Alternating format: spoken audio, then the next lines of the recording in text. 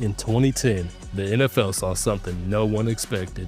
A bruising 250-pound running back from Conway, Arkansas, bulldozing his way into the hearts of fans and onto the cover of Madden NFL 12. His name, Peyton Hillis. But his story goes way deeper than just one magical season.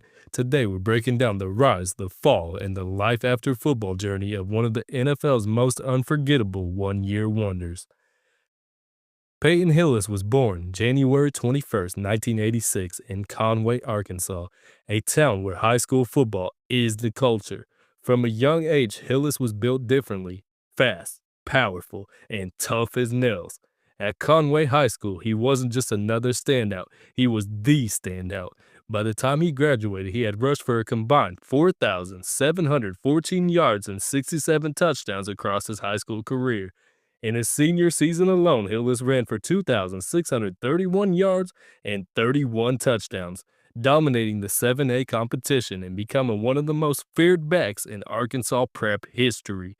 His performance earned him the Parade All-American honors and the title of Arkansas Gatorade Player of the Year.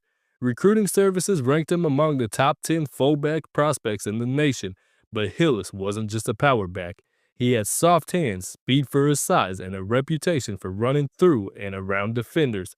Despite offers from several SEC powerhouses, Hillis chose to stay close to home, committing to the University of Arkansas, and that decision would shape the next chapter of his football story. Hillis played for the Razorbacks from 2004 to 2007, carving out a unique role in one of the most explosive backfields in college football. Lining up alongside Darren McFadden and Felix Jones, Hillis became the unsung hero, the punishing blocker, the safety valve receiver, and a red zone bruiser.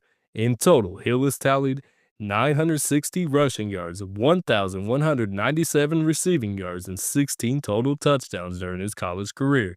His versatility made him a mismatch nightmare, catching passes out of the backfield and flattening defenders when asked to block. But scouts questioned his top-end speed and whether he was more of a fullback than running back, concerns that would push him down the draft board. In 2008, Hillis was drafted in the 7th round, 227th overall, by the Denver Broncos. He wasn't expected to be a star, more of a special team or a short yardage guy, but injuries to Denver's backfield opened the door, and Hillis showed flashes, rushing for 343 yards and 5 touchdowns as a rookie.